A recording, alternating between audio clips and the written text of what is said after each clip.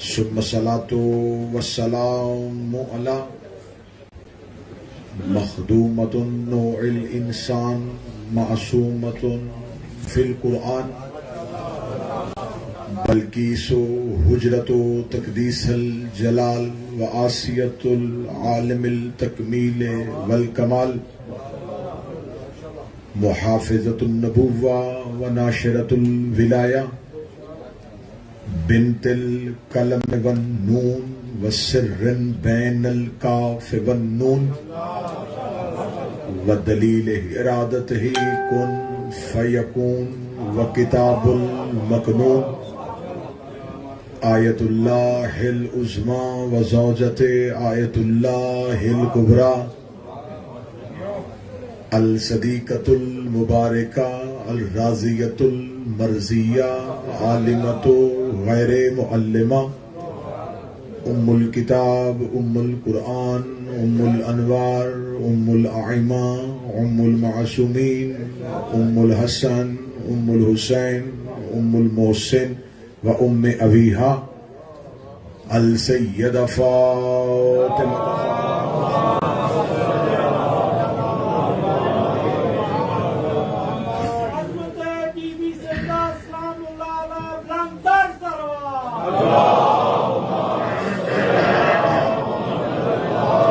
ولعن اللہ تعالی بعد فقد قال حق سبحانہ تعالی فی کتابہ المجید وفرقان الحمید بسم اللہ الرحمن الرحیم اللہ ولی الذین آمنوا یخرجہم من الظلمات الی النور الذین کفروا اولیاءہم الطاغوت یخرجونہم من النور الی الظلمات اولئک اصحاب النار ہم فیہا خالدون صلوات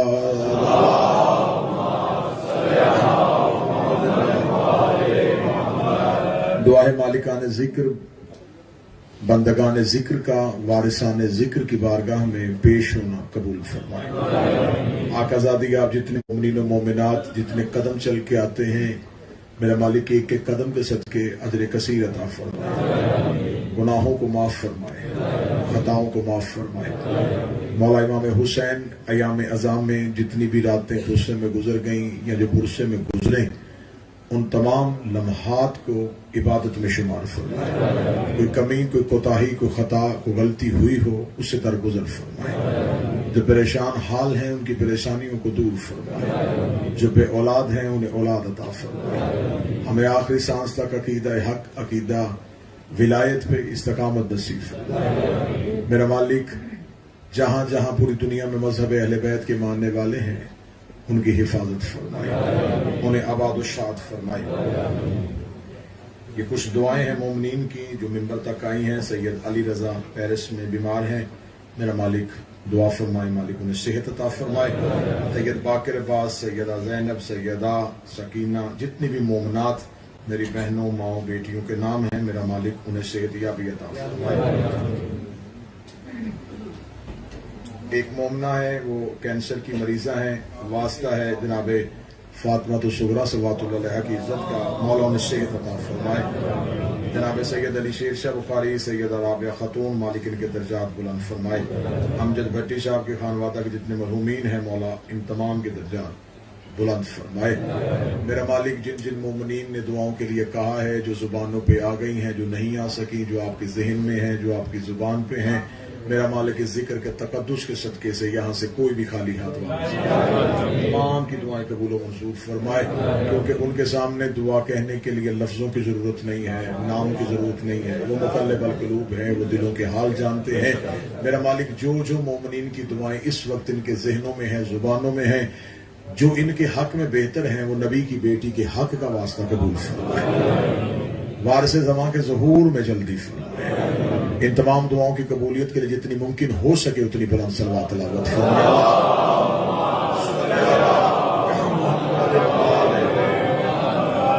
اجازت ہے سرکار سے بڑی خضوع و خشوع کے ساتھ اور بڑی ایک اطمینان کے ساتھ، اور یہ آپ کی بہت بڑا احسان ہے کہ آپ نے مجھ جیسے طالب علم کی مسلسل معروضات اور مسلسل گفتگو کو اپنے ذہان عالیہ میں محفوظ رکھا۔ سلسلہ گفتگو آج ایک انتہائی اہم موڑ میں داخل ہو رہا ہے اور میں اس موڑ پہ آپ سے خصوصی توجہ کا طالب ہوں۔ میں یقیناً یہ چاہوں گا کہ بالکل ایسا نہیں کہ میں نعرے یا داد و تحسین کے لالچ میں آپ کا وقت ضائع کروں۔ میں چاہتا ہوں کہ کچھ اہم باتیں جو میری قوم کے نوجوانوں اور بچوں تک پہنچانا اس دور میں ہم ضروری سمجھتے ہیں، جس وقت دشمنان مذہب سوشل میڈیا کی آڑ پہ ہر روز میرے مذہب کے عقائد پر نئے نئے حملے کر رہے ہیں، تو میری قوم کے بچوں کے پاس جواب دینے کے لیے کم از کم ایسی گفتگو ریکارڈ میں محفوظ ہونی چاہیے جس کا وہ بہتر اور مدلل طریقے سے جواب دے سکے۔ تو اس لیے میں نے موضوع ایسا چنا تھا، اس موضوع میں انتہائی باریکیاں آئیں اور آج ایک بہت اہم موڑ ہے، اور یہ اہم موڑ اسی صورت میں گزرے گا اگر آپ کی توجہات مکمل مبسوط۔ اب 2 دن سے ہم مسلسل تاریخ میں ہیں اور یہ معائنہ کرنے کی کوشش کر رہے ہیں کہ آخر وہ محرکات کون سے تھے جس کی وجہ سے اہل بیت سے دشمنی کی گئی۔ کل کی گفتگو بھی اسی معیار پہ آ کے رکی تھی کہ 2 نظریات چلے، ایک نظریہ خلافت، ایک نظریہ امامت۔ رسالت مآب کی ایک حدیث اہل سنت برادران کی کتاب صحیح بخاری میں ہے، وہاں جو باب استخلاف ہے، خلافت والا باب ہے کتاب الاحکام میں، اس کی حدیث نمبر 7223، یہ اس کا حدیث کا نمبر ہے۔ اس میں یہ حدیث بہت بہتر سند کے ساتھ نقل کی گئی ہے کہ رسالت مآب کی حدیث ہے۔ جابر بن سمرو ایک صحابی ہے، وہ کہتا ہے کہ میں سن رہا تھا کہ نبی نے فرمایا کہ میرے بعد میرے 12 خلفاء ہوں گے، اور اسی حدیث میں آگے لکھا ہے کہ جابر بن سمرو کہتا ہے کہ اس سے آگے مجھے صحیح سمجھ نہیں آئی کہ رسول نے کیا کہا۔ وہ کہتا ہے کہ میں نے بعد میں اپنے باپ سے پوچھا تھا کہ جب نبی یہ کہہ رہے تھے اس وقت آپ تھوڑا قریب بیٹھے تھے، تو نبی نے اس کے بعد کیا کہا تھا؟ تو وہ جابر نے اب جو اس سے آگے حدیث کا ٹکڑا ہے اس نے کہا یہ میں نے رسول سے خود نہیں سنا، میرے باپ نے مجھے بتایا ہے۔ اب اس کی ذمہ داری باپ پہ اس نے ڈالی ہے کہ وہ میرے باپ کی ذمہ داری ہے کہ اس نے کیا سنا تھا۔ وہ کہہ رہا کہ نبی نے فرمایا تھا کہ میرے بعد 12 خلفاء ہوں گے اور وہ 12 کے 12 قریش سے ہوں گے۔ یہ حدیث معتبر سند کے ساتھ صحیح بخاری میں نقل ہو گئی، اور جتنی بھی احادیث کی کتابیں ہیں انہوں نے اس حدیث کو عام کیا کہ یہ حدیث مستند ہے، اسے مانا جا سکتا ہے۔ 5 طرح کی حدیث آئی ہے جی، 5 حدیثیں جو میں نے اپنی مطالعے سے گزاری ہیں، وہ 5 ہی ہیں، چھٹی نہیں ہے۔ ایک حدیث ہے کہ رسول نے کہا کہ میرے 12 خلفاء ہوں گے، ایک حدیث ہے کہ میرے 12 نقیب ہوں گے، ایک ہے کہ میرے بعد 12 امیر ہوں گے، ایک ہے کہ میرے بعد 12 سردار ہوں گے، ایک ہے کہ میرے بعد 12 حاکم ہوں گے۔ یہ 5 لفظ آئے ہیں، لفظ بدلے ہیں، تعداد نہیں بدلے۔ میں پوری ذمہ داری کے ساتھ بات کر رہا ہوں، انتہائی ذمہ داری کے ساتھ بات کر رہا ہوں، اور مجھے پتا ہے کہ اس ممبر کی منصبی ذمہ داری کیا ہے۔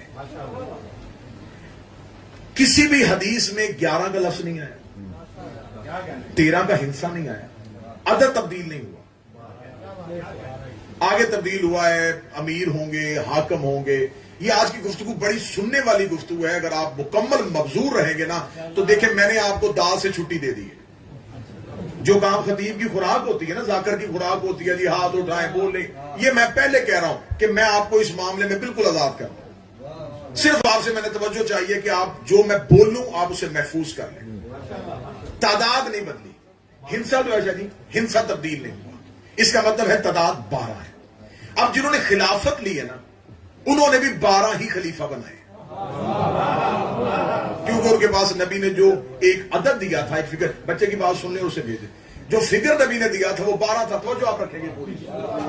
اس لیے جن کے پاس آئمہ ہیں ان کے پاس بھی 12 ہیں، خلفاء کے پاس بھی 12 ہیں۔ خلافت والے کہتے ہیں کہ ہمارے پاس وہ ہدایت کا رستہ ہمارے پاس، امامت والے کہتے ہیں ہمارے پاس۔ اچھا لطف دیکھیے گا کہ خلافت والوں نے تھوڑی دیر بعد 4 امام بنا لیے۔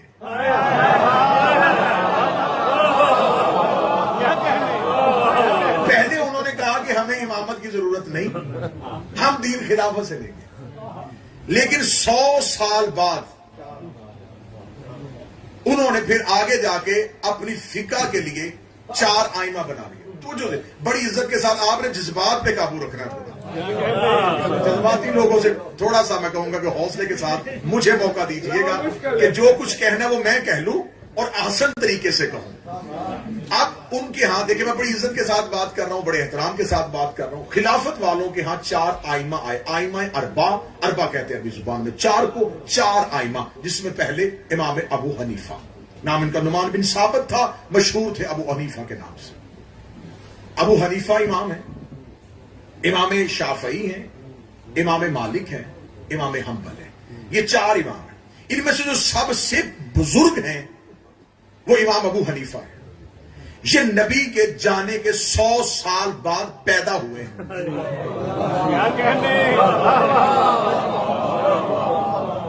مکمل ذمہ داری کے ساتھ حقائق اپنی قوم کو ہدیہ کر رہا ہوں. جتنے تابڑ توڑ حملے ہوئے ہیں نا, میں سب کا جواب آج کی تقریر میں دینے لگا اور کوشش کروں گا جو اگلی 2 تقریریں ہوگی وہ اس سے بھی زیادہ اہم ہوگی, کیونکہ میں خود کو خطرے میں ڈال رہا ہوں لیکن قوم کو خطرے سے نکالنے لگا. مجھے پتا ہے کہ دور کون سا ہے. فتنوں کا دور ہے, شر پسندوں کا دور ہے, جھوٹی باتیں پھیلانے والوں کا دور ہے, لیکن کم از کم میں اپنا نام اس مذہب کی وکالت میں لکھوانا چاہتا ہوں. اب 4 آئمہ جو سب سے بزرگ ہیں, امام ابو حنیفہ وہ 100 سال بعد آئے. یہ صحابی بھی نہیں ہے, یہ تابعی بھی نہیں ہے. صحابیوں نے کہا جو نبی کی صحبت میں بیٹھے, تابعی اسے کہتے ہیں جو نبی کو نہ دیکھا ہو لیکن صحابی کے پاس بیٹھے.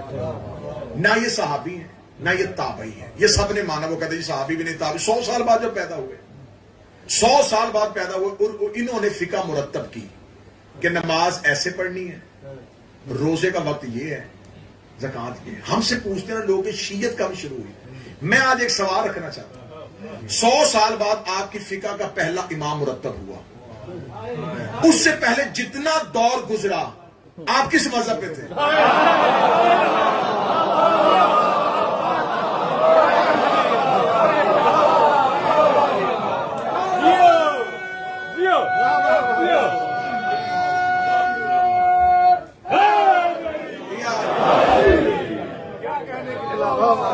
آپ ہمیں بتائیں کہ آپ کس مذہب پہ تھے. جو لوگ پیچھے کھڑے ہیں, اگر کسی کے پاس جگہ خالی ہے تو پیچھے آنے والے صاحبان کو بٹھا دیں. صحیح اعلان کریں. کسی مومن بھائی کی امنا کی گاڑی نمبر EG19YHX جس کسی نے بھی پارک کیا پلیز اسے فوراً ریموو کریں. دوسری گاڑی LP16UCF پلیز یہ گاڑی ریموو کر لیں, بعد میں اعلان نہیں کیا جائے گا, نہیں تو اٹھا کے لے جائیں گے.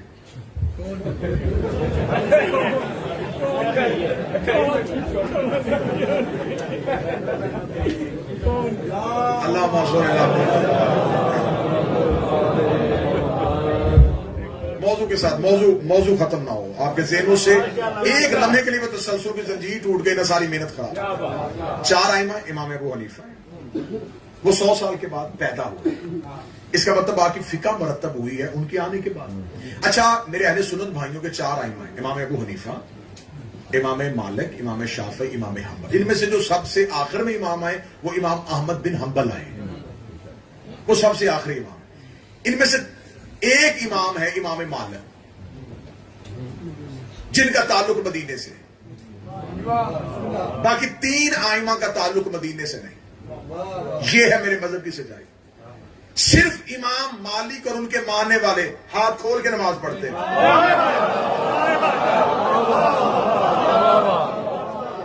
جس امام کا تعلق مدینے سے ہے وہ خود بھی ہاتھ کھول کے پڑھتے ہیں اور ان کے ماننے والے مالکی آج بھی ہاتھ کھول کے نماز پڑھتے ہیں.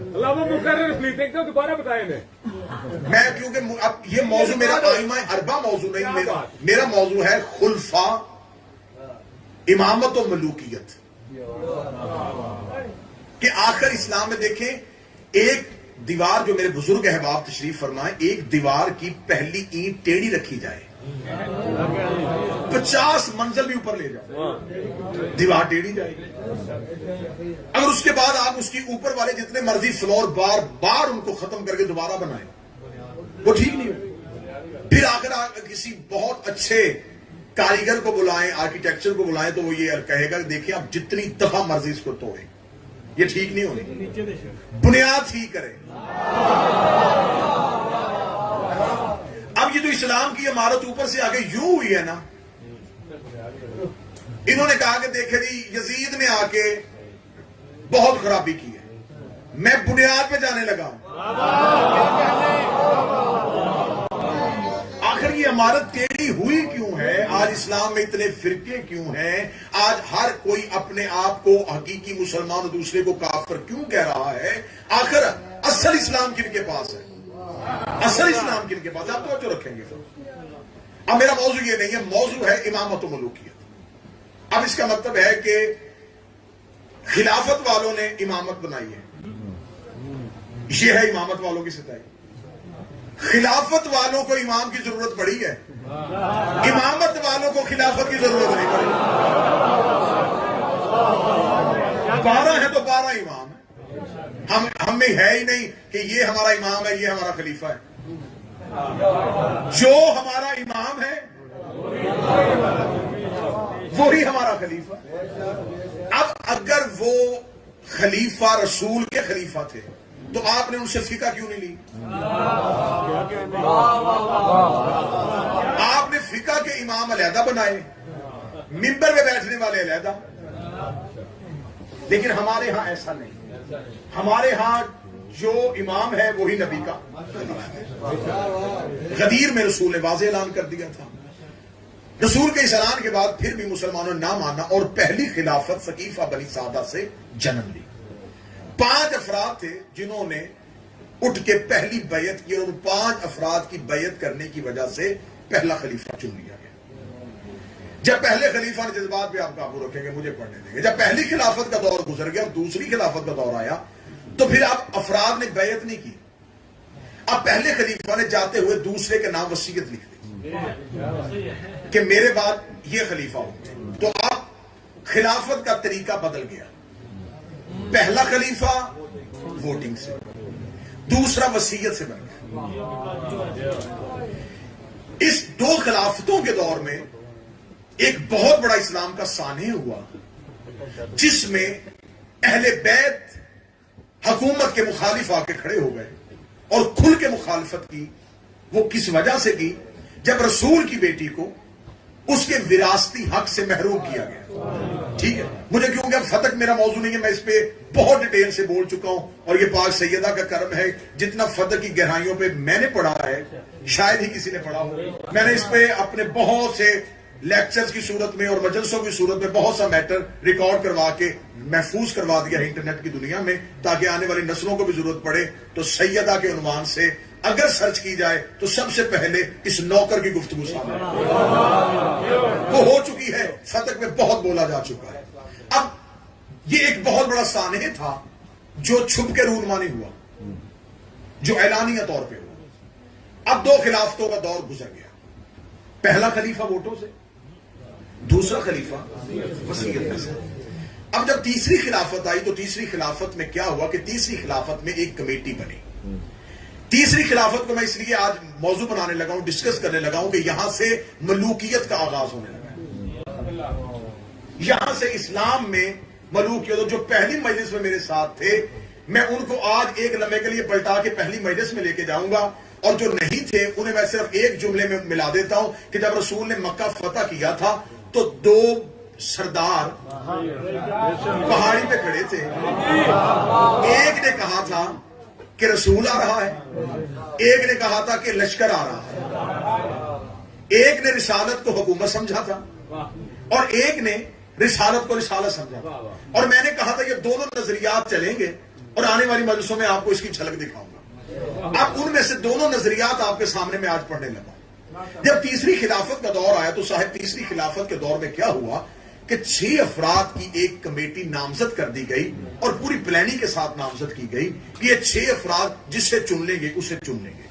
اس کمیٹی میں جو پہلا نام رکھا گیا وہ امیر المومنین حضرت علی کا رکھا گیا، دوسرا نام زبیر بن عوام صحابی یہ لکھا گیا۔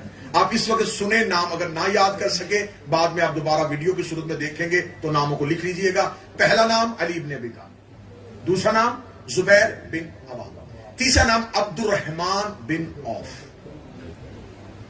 چوتھا نام طلحہ بن عبید اللہ، پانچواں نام سعد بن ابی وقاص، چھٹا نام عثمان بن عفان۔ یہ 6 نام نامزد کر کے کمیٹی بنا کے رکھ دی گئی کہ دیکھیں جی یہ آپس میں جس کو چننا ہے ان میں چن لیں۔ زبیر بن عوام جو صحابی تھے وہ مولا علی کے حق میں دستبردار ہو گئے کہ علی کے ہوتے ہوئے میں خلافت کا امیدوار ہوں۔ اگر اس کمیٹی میں علی کا نام ہے تو میں کیسے ہوں؟ یہ کیسی کمیٹی ہے کہ آپ کہہ رہے ہیں کہ 6 میں سے چنو، تو جہاں علی ہو وہاں میں کیوں؟ یہ علی کے حق میں دستبردار ہو گئے۔ اب طلحہ اور سعد ان دونوں نے عثمان بن عفان کے حق میں دستبرداری کر دی کہ ہم اس کے حق میں دستبردار ہوتے ہیں کہ انہیں خلیفہ بنایا جائے۔ اب 3 ایک طرف تھے، 2 ایک طرف تھے۔ اب آخری ووٹ تھا عبد الرحمن بن عوف کا۔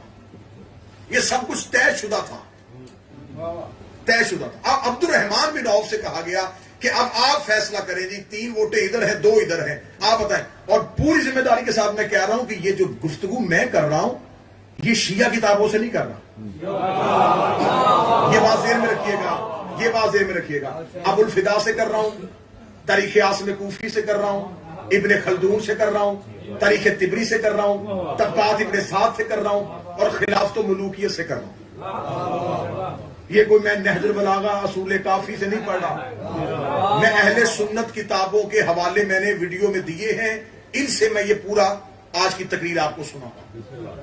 عبد الرحمن بن عوف سے کہا کہ تو فیصلہ کر۔ عبد الرحمن بن عوف کیونکہ اب یہ ساری چیزیں طے شدہ تھیں، واقعات میں وہی پڑھوں گا جو کتابوں میں ہیں، سازشیں آپ کو ساتھ ساتھ بتاتا رہوں گا۔ عبد الرحمن بن عوف نے کہا کہ پھر ایسے کرتے ہیں کہ میں ایک شرط رکھتا ہوں، کیونکہ ادھر عثمان بن عفان ہے، ادھر علی بن ابی طالب ہے، تو پہلے گیا مولا علی کے پاس۔ اس نے کہا دیکھیں اگر تو آپ خلافت لینا چاہتے ہیں تو ووٹنگ کا آخری جو کارڈ ہے وہ میرے پاس ہے، میں جسے کہہ دوں گا وہ بن جائے گا، لیکن ایک شرط آپ کو ماننی پڑے گی۔ مولا نے فرمایا کون سی شرط؟ اس نے کہا قرآن، سنت اور سیرت شیخین پر عمل کرنا پڑے گا۔ سیرت شیخین سے مراد جو پہلی 2 خلافتیں گزر گئی ہیں ان کو کہا جاتا ہے۔ آپ قرآن اور سنت اور ان خلافتوں کی سیرت پہ عمل کریں گے، اگر تو شرط مانتے ہیں تو خلافت آپ کو دیں۔ مولا امیر المومنین نے سر اٹھا کے کہا پہلی بات تو یہ کہ مجھے تمہاری خلافت کی ضرورت نہیں، پہلی بات اگر تم آئے ہو تو تمہاری شرط غلط ہے۔ تو یاری شرط کیسی؟ مولا نے فرمایا اگر سیرت شیخین قرآن اور سنت کے مطابق ہے، شرط علیحدہ کیوں رکھی ہے؟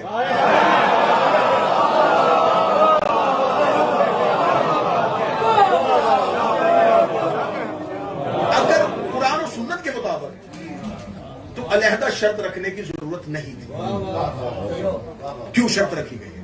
اور قرآن اور سنت پہ مولا علی نے فرمایا مجھ سے زیادہ عمل کون کر سکتا ہے؟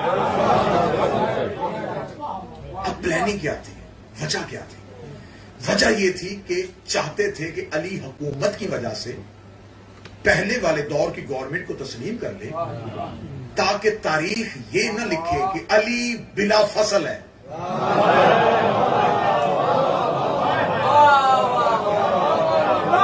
نبوت اور آپ بات کو سمجھ رہے ہیں؟ نبوت اور علی تک یہ درمیان میں گیپ ہے نا، اسے علی کو تسلیم کروا کے علی کو یہاں رکھ لیں۔ اگر علی نے اس کو تسلیم نہ کیا تو علی کو نبی کے بعد یہاں رکھنا پڑے گا۔ مولا نے انکار کر دیا، مولا فرمایا میں تو نہیں کروں گا بھائی، قرآن اور سنت والی شرط ہے تو وہ شرط علی کو ہر صورت قبول ہے، لیکن یہ شرط نہیں مانا۔ اب پلاننگ تھی، وہی شرط جا کے عثمان بن عفان کے سامنے رکھی گئی۔ آپ اس شرط کو مانتے؟ انہوں نے فوراً کہا میں مانتا ہوں۔ بالکل سنجیدگی سے سنیے گا، میں تاریخی حقائق پڑھ رہا ہوں، ابھی تک میری قوم خیبر و خندق میں کچھ ہوئے جا رہی ہے۔ اگر آج آپ نے اپنی نسلوں کو یہ حقائق نہ بتائے آپ کی نسلیں گونگی ہو جائیں گی۔ یہ تاریخی حقائق ہے، دشمن چھپا رہا ہے، وہ علی کے بغض کی وجہ سے نہیں سنا رہے، اپنے خوف کی وجہ سے نہیں سنا رہے۔ اگر مشکل دور میں کوئی بندہ یہ کام کرے تو آپ کو چاہیے کہ تھوڑی سنجیدگی سے راز گفتگو کو سنیں. انہوں نے کہا جی میں اس شرط کو قبول کرتا ہوں اور مجھے خلافت دے دی جائے. اب خلافت دی گئی. ذہن میں رکھیے گا خلافت کس شرط پہ دی گئی تھی؟ قرآن، سنت اور پہلے والی 2 خلافتوں کی سیرت پہ عمل کیا جائے گا. اس شرط پہ خلافت انہیں دے دی گئی. وہ خلیفہ بن گئے. جب وہ خلیفہ بن گئے ان بچوں کو بٹھا دیں، آپ کے بچے ہیں ان کو بلوا کے اپنے پاس بٹھا لیں، موضوع کو بار بار ڈسٹرب نہ کیجیے. اب جب خلافت ان کے پاس آ گئی، انہوں نے سب سے پہلا جو ایگزیکٹو آرڈر پاس کیا بطور خلیفۃ المسلمین، بطور مسلمانوں کا خلیفہ، وہ ایگزیکٹو آرڈر سنیے گا. اور پھر یہ اہل سنت کتابیں پوری گفتگو آپ نے اس نیت کے ساتھ سننی ہے کہ میں جو پڑھوں گا حرف حرف اہل سنت کتابوں سے ثابت ہوگا، حرف حرف ثابت ہوگا، جملے بھی نہیں، لفظ ثابت کروں گا. اب انہوں نے اس شرط پہ خلافت لی تھی، قرآن اور سنت اور سیرت پہ. پہلا ایگزیکٹو آرڈر کیا کیا؟ انہوں نے ایک شخص تھا حکم بن آس، اس کا باپ آس اور اس کا بیٹا حکم، یہ مکے میں رسول کے پاس تھے، کفار میں. یہ دونوں باپ بیٹا رسول چلتے تھے تو پیچھے سے رسالت مآب کی نقلیں اتارتے تھے اور رسول کی توہین اور تکذیب کرتے تھے. خدا نے قرآن میں ان کی مذمت میں ایک آیت بھیجی تھی لعنت کی. خدا نے آیت بھیجی، رسول نے ان کو مدینے سے نکال دی. وہ رسول جو خلق عظیم کا مالک ہے. آپ یہاں سے دیکھ لیں کہ کتنے دکھی ہوگا اللہ اور اس کا رسول کہ جس نے پتھر مارنے والوں کو دعا دی تھی. اس نے کہا ان کو میری آنکھوں سے پیچھے کرو، دور کر دو ان کی آنکھوں سے، نکال دو ان کو مدینے سے نکال دیا گیا. پہلا خلیفہ بنا، اس نے ان کو مدینے نہیں آنے دیا. دوسری خلافت میں یہ مدینے نہیں آئے. جب تیسری خلافت کا دور آیا تو انہوں نے سب سے پہلا ایگزیکٹو آرڈر یہ دیا کہ سب سے پہلا بطور خلیفہ میرا آرڈر ہے کہ حکم بن آس کو واپس مدینے بلایا جائے، کیونکہ وہ ان کے چچا تھے. رشتہ داری کی بنیاد پہ انہوں نے اسے مدینے بلا لیا. یہ مورخ نے لکھ دیا.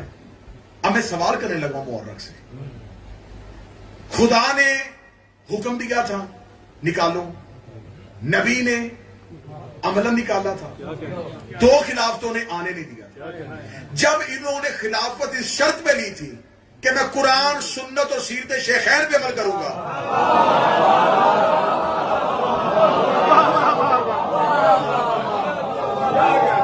تو پہلے ہی حکم نامے سے وہ شرط باطل ہو گئی. قرآن کی پیروی بھی نہیں رہی، سنت کی پیروی بھی نہیں رہی، اور 2 خلافتوں کی پیروی بھی نہیں رہی. ان کو بلا لیا اور بلانے کے بعد مدینے میں انتہائی لوگوں کی مخالفت کے باوجود مدینے بلایا اور حکم کے بیٹے مروان کو اپنا وزیر بنایا. اور صرف وزیر نہیں بنایا، مہر خلافت اس کے ہاتھ میں دے کہ یہ مہر خلافت تیرے پاس ہے، اب جتنے بھی حکم نامے ہوں گے اب یہ آخری سائن تیرے ہوں گے. مہر خلافت اسے دے دی. اب اگلا کام کیا ہوا؟ اب دیکھیں ملوکیت پڑھنے لگا ہوں اسلام میں. اسلام میں ملوکیت کہاں سے آئی؟ صرف یزید پہ لعنت نہیں ہوگی. اب آغاز پڑھیں گے اسلام میں یہ اس گھر کو آگ لگی کب تھی. آپ کی توجہ ہے مکمل؟ اس کے بعد انہوں نے اگلا کام کیا کہ اب جو جہاں جہاں اسلام پھیل چکا تھا وہاں جو بہت موضوع بڑے شہر تھے نا جہاں مسلمانوں کی اکثریت تھی اور مسلمان پاور میں تھے، انہوں نے سب سے پہلا کام کیا، انہوں نے کوفے کا گورنر ولید بن عقبہ کو بنایا. ایگزیکٹو آرڈر سے بنایا. خود بطور خلیفۃ المسلمین یہ حکم دیا کہ ولید بن عقبہ کو کوفے کا گورنر بنایا. میری قوم کے بچوں کو میں یہ تاریخ بتا رہا ہوں. اب یہ ولید بن عقبہ سنیں گے یہ کون تھا، میں اس کی تھوڑی سی بتا دیتا ہوں ایک لائن میں. یہ عقبہ بن ابی معیط کا بیٹا تھا جس نے مکے میں رسول کو سجدے کی حالت میں اونٹنی کی اوجری نبی پہ پھینکی تھی. رسول کے اوپر اونٹنی کی گندگی پھینکی تھی. یہ اس کا بیٹا تھا. اسے کوفے کا اہم شہر کا گورنر بنایا.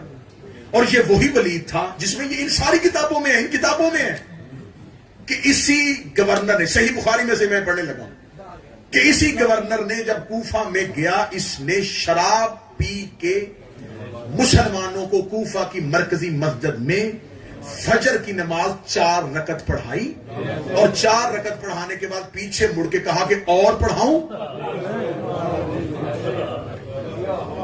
حالت دیکھیے گا ذرا, اچانک ہی یزید نہیں آیا,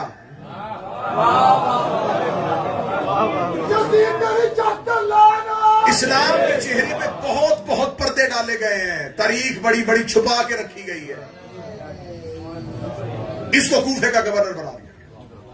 اب اگر میں اس کا کردار پڑھوں گا تو پوری ایک مجلس گزر جائے گی. کیا کردار تھا ولید بن عقبہ؟ میں نے بس 2 چھوٹی چھوٹی بڑی اہم باتیں آپ کو بتا دی کہ یہ شجرا تھا اور یہ کردار تھا. اسے کوفے کا گورنر بنا دیا. مصر کا گورنر کسے بنایا؟ عبداللہ بن ابی سرائی کو. یہ وہ شخص ہے جب رسول نے مکہ فتح کیا تھا, رسول نے عام معافی کا اعلان کرنے کے باوجود کہا تھا کہ میں عبداللہ بن ابی کا قتل مباح کرتا ہوں, اس کو قتل کرو. اتنا بڑا گستاخ تھا, اور اس نے نبی کے پاؤں میں گر کے نبی سے معافی مانگ لی تھی کہ یا رسول اللہ مجھے معاف کر دیجئے, میں کلمہ پڑھتا ہوں. اتنا دل دکھا تھا میرے رسول کا اس شخص سے, اور اسے مصر کا گورنر بنایا. اب ولید بن عقبہ کو کیوں بنایا تھا؟ کیونکہ وہ تیسرے خلیفہ کا ماموزاد تھا. عبداللہ بن ابی سرائی کو کیوں بنایا؟ وہ ان کا رضائی بھائی تھا. عبداللہ بن عامری کو کیوں بنایا بصرے کا گورنر؟ وہ ان کا خالہ زاد تھا. یہ ساری جو چیزیں ہیں یہ رشتہ داری کی بنیاد پہ دی جا رہی ہیں. اب سمجھ رہے اسلام میں کیا ہونے لگا؟ کوفے کا گورنر رشتہ داری کی بنیاد پہ خالہ زاد ہے, رضائی بھائی ہے, ماموزاد ہے. ان کو اب تھوڑا سا بات پہ قابو رکھیں, ان کو اہم شہروں کا گورنر بنا دیا گیا.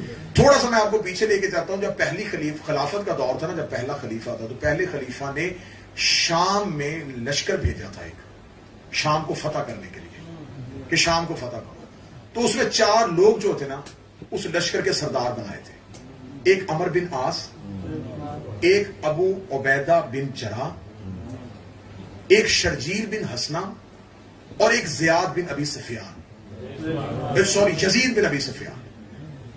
ابو سفیان ایک تو معاویہ کا بیٹا یزید ہے نا, ایک معاویہ کا بھائی بھی یزید تھا, یزید بن ابی سفیان. ان 4 لوگوں کو شام فتح کرنے کے لیے بھیجا, اور ساتھ پہلے خلیفہ نے لکھ کے بھیجا تھا اگر شام فتح ہو جائے نا تو جو حمص کا علاقہ ہوگا, یہ کیونکہ پورا شام ہی تھا, چھوٹے چھوٹے ملکوں میں تو تقسیم بعد میں ہوا تھا, کہ جو حمص کا علاقہ ہے نا یہ دے دینا ابو عبیدہ بن جراح کو, اردن دے دینا شرجیل بن حسنہ کو, فلسطین دے دینا عمر بن عاص کو, اور دمشق دے دینا یزید بن ابی سفیان. یہ 4 سال لگ گئے شام فتح ہوتے ہوتے. ادھر خلافتوں کا دور گزر رہا تھا, اور ادھر یہ 4 سردار لشکر لے کے شام فتح کر رہے تھے. جب شام 14 ہجری میں فتح ہو گیا تو انہوں نے شام کو آپس میں تقسیم کر لیا. دمشق جو تھا یہ آ گیا ابو سفیان کے بیٹے اور معاویہ کے بھائی یزید کے پاس. یہ بن گیا دمشق کا گورنر. جب یہ دمشق کا گورنر بن گیا تو 18 ہجری میں طاعون کی بیماری کی وجہ سے اس کی موت ہو جاتی ہے. اس کا چھوٹا بھائی تھا معاویہ بن ابی سفیان, دمشق کا حاکم بن گیا. وہ 18 ہجری سے لے کے 60 ہجری تک شام امیہ کے بیٹوں کے پاس رہا. 42 سال 42 ایئرز مسلسل انہوں نے شام پہ حکومت کی ہے. تو جہاں 42 سال ایک حاکم رہا ہو, ان لوگوں کو کیا پتا تھا کہ علی کی محبت کیا ہے؟ یہ ہسٹری بڑی ضروری ہے علی کی دشمنی کی وجہ جاننے کے لیے, کہ علی کی دشمنی کی وجہ کیا تھی. جب, کیونکہ میں تیسری خلافت اب پڑھ رہا ہوں, اب میں نے اس کا تھوڑا بیک گراؤنڈ بتایا تھا کہ جب معاویہ بن ابی سفیان جو تھا یہ بن گیا دمشق کا گورنر. جب تیسری خلافت کا دورہ انہوں نے خط لکھا, انہوں نے کہا اردن, فلسطین, بحرین, حمص, یہ سارے کا سارا علاقہ شام میں شامل کر کے اس کا حاکم معاویہ کو بنا. کس وجہ سے؟ اس وجہ سے کہ یہ بھی امیہ سے تھے اور وہ بھی امیہ کی نسل میں سے تھے. یہ جو تیسرے خلیفہ تھے عثمان، ان کا شجرہ ہے عثمان بن عفان بن عاص بن امیہ، اور جو شام میں بیٹھا تھا اس کا شجرہ ہے معاویہ بن ابو سفیان بن حرب بن امیہ، وہ بھی نسل امیہ، یہ بھی نسل امیہ۔ کون ابو سفیان؟ جس نے مکہ میں کہا تھا حکومت آ رہی ہے، ادھر شام میں بھی امیہ کی نسل میں سے آ گیا، ادھر مدینے میں بھی نسل امیہ میں سے ایک حاکم آ گیا۔ پہنچ رہی ہے باتیں جس میں؟ جب یہ سب کچھ ہو چکا تو اب کیا ہوا کہ اب جہاں جہاں یہ مصر میں، اردن میں، فلسطین میں، جہاں جہاں ان علاقوں میں مسلمان آباد تھے، جب ان کے اوپر کوفے میں، بصرے میں ظالم حاکم آ گئے نا، ظالم امیہ کی نسل کے گورنر آ گئے، تو انہوں نے ظلم کرنا شروع کر دیا۔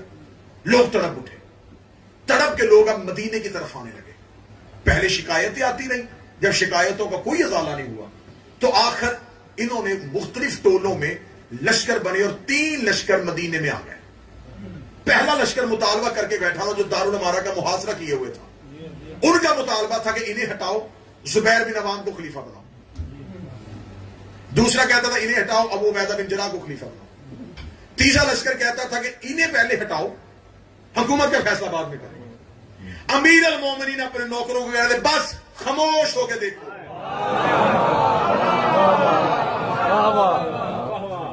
کیوں علی نے خاموش کروایا؟ جو کل علی کے ساتھ کیا تھا وہ اب سب کچھ رپیٹ ہو رہا۔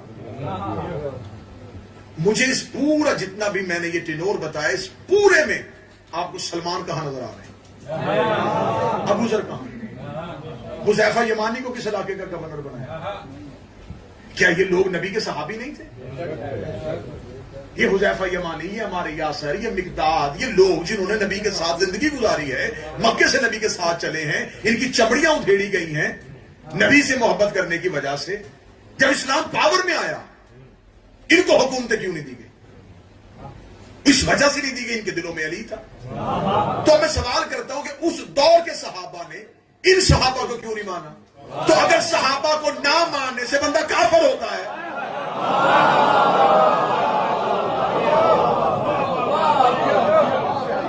تو پھر کیا یہ صحابی نہیں ہے؟ کہتے نہیں جی یہ اس دور کی باتیں تھی، اس دور میں مشاجرات صحابہ ہوئے، اس دور میں آپس میں لڑائیاں ہوئی، اب ہمیں چپ ہو جانا چاہیے۔ علی والے سولی پہ بھی بولتے ہیں۔ علی مورخ نے نہیں لکھا، ہاں یہ بات آپ میری قوم سے ہے، میں علی مورخ نے لکھا، فضائل علی مورخ نے نہیں لکھے، یہ لہو سے لکھے گئے ہیں۔ اس کو لکھنے کے لیے، اس کو بولنے کے لیے، اس کو پڑھنے کے لیے سر دیے گئے ہیں، نسلیں لگی ہیں اس فضائل علی کو اب تک پہنچانے میں، ان حقائق علی کو اب تک پہنچانے میں۔ اب جب تینوں طرح کے لشکر جو ہے انہوں نے آ کے مدینے کا محاصرہ کر لیا، اور مدینے کا محاصرہ کر کے انہوں نے دارالامارہ کو گھیر میں لے لیا۔ اب اندر بیٹھے ہوئے خلیفہ وقت نے جلدی جلدی خط لکھے، مصور ابن مخزومی کو قاصد بنا کے شام بھیجا کہ معاویہ بن ابو سفیان سے جلدی جلدی لشکر لے کے آ، لوگوں نے میرے محل کا گھراؤ کر لیا۔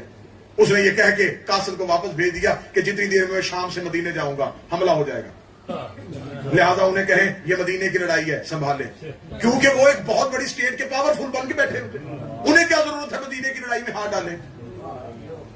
ان کے پاس ایک بہت بڑی اسٹیٹ تھی، وہ شام میں بیٹھے ہوئے تھے، 8-10 ملک ان کے انڈر تھے، انہیں کیا ضرورت تھی؟ انہوں نے کہا یہ مدینے والوں کی لڑائی ہے، آپ جانیں۔ اور شام والوں نے اسلام کا ایک ہی رخ دیکھا تھا جو امیہ والوں نے دکھایا تھا۔ یہی وجہ ہے کہ علی قتل ہوئے کوفے میں، اور شام میں لوگ پوچھ رہے تھے علی مسجد میں کیوں گئے تھے؟ شام میں علی کی دشمنی کتنی تھی، یہ ایک علیحدہ مجلس مجھے چاہیے کہ شام والوں کا کردار کیا تھا، ان کے پاس اسلام کیا تھا۔ مدینے کا ایک شخص تجارت کرتا کرتا شام پہنچا، تو چلے اب بات چل رہی ہے تو میں ضمناً ایک بات سناتا ہوں۔ جب وہ شام پہنچا تو اسے جا کے دیکھا کہ مسجد تھی شام کی، جامع مسجد سے دمشق کی، اذان ہو رہی ہے، اور محسن کیا کہہ رہا ہے؟ اشہد ان لا الہ الا اللہ، اشہد ان لا الہ یا اشہد ان محمد رسول اللہ، میں گواہی دیتا ہوں کہ اللہ ایک ہے، اور یہ گواہی دیتے ہیں کہ محمد اللہ کا رسول ہے۔ میں حقائق پڑھ رہا ہوں، حقائق۔ وہ شخص پریشان ہو کے مسجد میں دوڑا کہ مؤذن کو روکوں، یہ کیسی اذان دے رہا ہے؟ جب وہ مسجد میں پہنچے تو تب تک نماز کھڑی ہو گئی تھی۔ جب وہ پہنچا تو جو نماز پڑھا رہا تھا اس کا ایک پاؤں مسلح پہ تھا اور ایک ٹانگ مسلح سے نیچے تھی۔ اور وہ نماز پڑھا رہا تھا. آپ لطف نہ لیجئے گا, آپ ان چیزوں سے عبرت حاصل کیجئے گا کہ سچے امام کو چھوڑنے سے کیا کیا نقصان ہوتا ہے. صدقے کیا کہ تمہیں علی مل گیا ہے, ورنہ آج ہم بھی حیوان ہوتے. وہ گیا تو ایک ٹانگ مسلح پر ایک نیچے اور نماز پڑھی. اس شخص نے دیکھا, اس نے کہا حد ہو گئی ہے, یہ کیسی نماز ہے.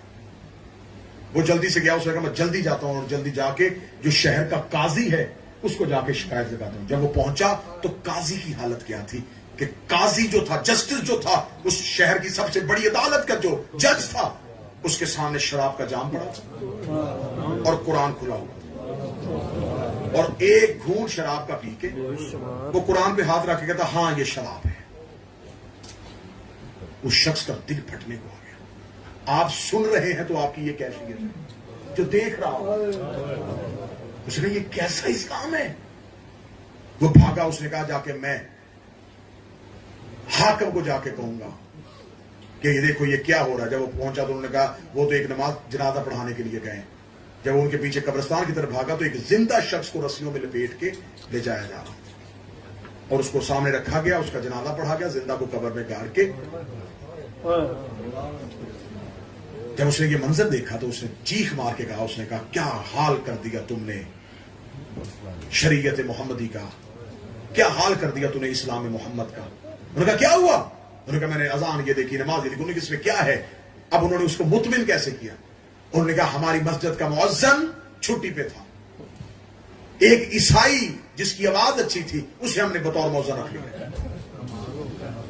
وہ کہتا اللہ ایک ہے, یہ کہتے ہیں کہ محمد اللہ. اسے کہا جس نے نماز پڑھائی ہے اس کا ایک پاؤں مصلی پہ تھا. اسے کہا ہاں میں جلدی میں آ رہا, میرا آدھا جسم پاک تھا آدھا ناپاک تھا, جو پاک تھا وہ میں نے مصلی. اسے کہا وہ جو جسٹس تھا, جو وہ قاضی ہے جس نے شراب, اسے کہا اس کے پاس ایک فیصلہ آیا تھا کہ یہ کسی شخص سے شراب برآمد ہوئی ہے. وہ شخص کہہ رہا تھا یہ شراب نہیں ہے, تو وہ پی کے قرآن پہ حلف دے رہا تھا. اسے کہا تو نے زندہ کا جنازہ پڑھایا. اسے کہا زندہ کا جنازہ کیسا. 40 لوگ آ کے گواہی دے رہے تھے کہ یہ مر گیا, تو میں 40 لوگوں کی گواہی دیکھتا یا ایک ہی دیکھتا. جب اس نے رونا شروع کیا تو حاکم نے دیکھا کہاں سے آیا ہے. اسے کہا مدینے سے. اسے کہا ابو طالب کے بیٹے علی کو جانتا ہے. کہنے کہا علی کو جانتا. اسے کہا علی کو جا کے حاکم کا پیغام دے دینا کہ میرے پاس شام میں اتنا جاہلوں کا مجمع اکٹھا ہو گیا ہے کہ میں جب چاہوں علی کے مقابلے پہ لے کے آ سکتا ہوں. جن لوگوں کو قرآن کی عزت کا نہیں پتا تھا, جن کو نبی کی عزت کا نہیں پتا تھا, وہ علی کا احترام کیسے کرتے. یہ تھا شام کا تصور. شام میں یہ ہو گئی تھی اسلام کی حالت. سمجھ آ رہی ہے. اب جب حملہ چاروں طرف سے ہو چکا, انہوں نے انکار کر دیا کہ میں بھی نہیں آؤں گا. عبداللہ بن عامر جو ان کا ماموزاد تھا, اس نے بصرے کی جامع مسجد میں اعلان کیا تھا, لیکن لوگوں نے کہا تھا ہم ساتھ نہیں دیں گے, ہم نہیں نکلیں گے. کوئی بھی نہ نکلا, اکیلے رہ گئے. جب بالکل تیسرے خلیفہ اپنے گھر میں محصور تھے تو اپنے غلام سے کہنے لگے کوئی علی کو بلاؤ, کوئی علی کو پیغام دو. امیر المومنین تک پیغام پہنچا. علی ابن ابی طالب آئے. آپ قطعاً نہ سوال کیجئے گا, نہ کوئی سوال شیعہ یہ نہ کیا کرے کہ علی نے ایسا کیوں کیا. پہلی بات تو یہ کہ امام کے کسی فعل پہ ایسا نہیں کہتے. دوسری بات ہے کہ کبھی بھی امام کو اپنی نظر سے نہ دیکھیں کہ جیسا ہم انسانوں کا مزاج ہے, امام بھی ہم جیسے ہوتے ہیں, تو ہم تو ایسے کبھی دشمن کو نہ کرے. تو امام ہوتا ہے اللہ کا مظہر. اللہ کافر کو بھی خوراک دیتا ہے. قرآن میں اتنی مذمت کی ہے.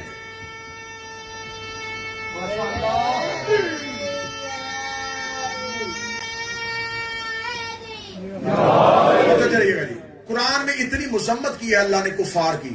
کفار کو قتل کرو, کفار سے یہ کرو. میرے اللہ ہمیں جو کہہ رہا ہے, نبی کو جو حکم کر رہا ہے, تو عذاب بھیج دے. فرمایا میرا منصب خدائی یہ تقاضا کرتا ہے کہ مجھ سے جو بھی مانگے. امام ہوتا ہے اللہ کا نمائندہ. مولا امیر المومنین پہنچے. مولا امیر المومنین نے کہا کیوں بلایا؟ اس نے کہا یا علی میری جان بچائیے, میری مدد کیجیے. علی نے فرمایا مدد اس بات پہ کروں گا کہ تم نے حاکم ظالم مسلط کیے تھے, انہیں معزول کرو, انہیں ان کے عہدوں سے ہٹاؤ. مسلمانوں کی اکثریت ان کی وجہ سے تنگ ہے. اس نے کہا یا علی 3 دن کی مہلت لے دیں, یہ جو باہر مجمع انہیں واپس بھیج دے, 3 دن کے اندر میں وعدہ کرتا ہوں کہ میں انہیں معزول کر دوں. اس سے پہلے 2 لوگ آئے تھے مجمع منتشر کرنے کے لیے, انہیں مجمع نے پتھروں کے ساتھ واپس بھیجا, لیکن جو ہی امیر المومنین آ کے کھڑے ہوئے, اب وہ علی کے نوکر نہیں تھے, یہ ذہن میں رکھنا, یہ علی کے صحابی نہیں ہے, یہ علی کے سپاہی نہیں ہے, یہ علی کا لشکر نہیں ہے, لیکن مقام علی معاشرے میں اتنا اہم تھا. علی کے سامنے آ کے کہنے گیا علی آپ نہ آئیے گا درمیان میں. یا علی نے تو آپ کو حق سے محروم رکھا, فرمایا بات حق کی نہیں ہے, اب بات خلافت کی نہیں ہے, بات ہے کسی کی جان بچانے کی. بطور اللہ کی حجت میرا یہ فرض بنتا ہے کہ کوئی بھی مجھے بلائے. کہاں سے لائے گی دنیا علی جیسا امام, کہاں سے لائے گی دنیا علی جیسا حق.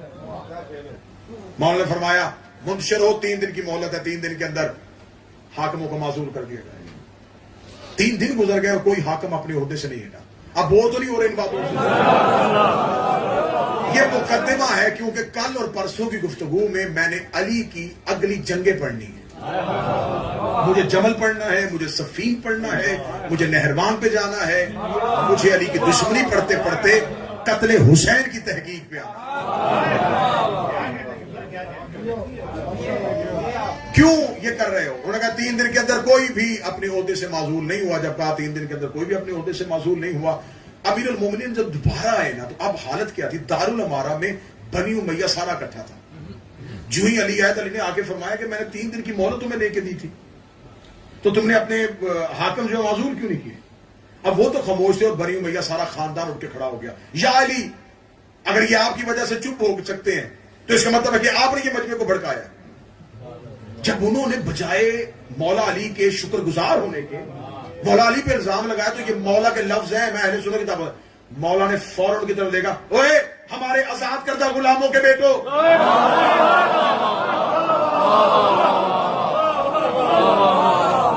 یہ جو بول رہے تھے نا, ان میں سے آدھوں کے باپ علی نے فتح مکہ پہ تلوار کے نیچے سے نکالے تھے, مار دینے تھے علی نے. ہمارے آزاد کردہ غلاموں کے بیٹو, خبردار, تم کیا سمجھتے ہو کہ تم نے علی کو اپنے مقصد کے لیے استعمال کیا؟ جاؤ, میں تمہیں کوئی مہلت نہیں لے کے دوں گا.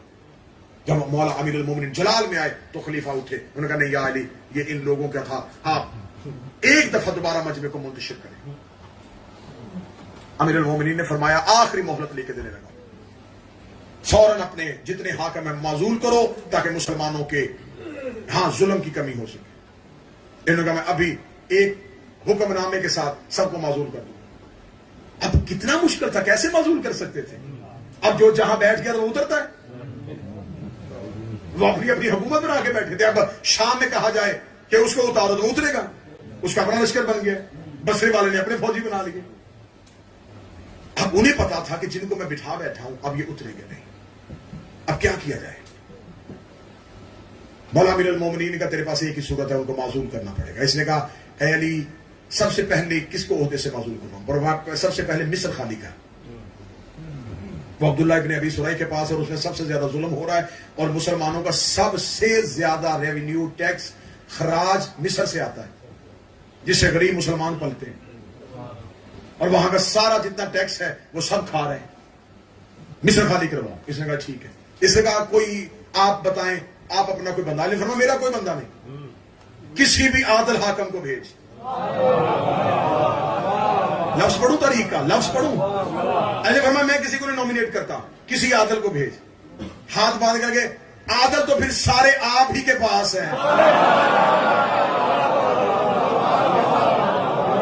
یعنی مجھے تو اس میں کچھ نظر نہیں آ رہا, جتنے عادل ہیں جن پہ اعتماد کیا جاتا ہے وہ سارے آپ کے حکم میں.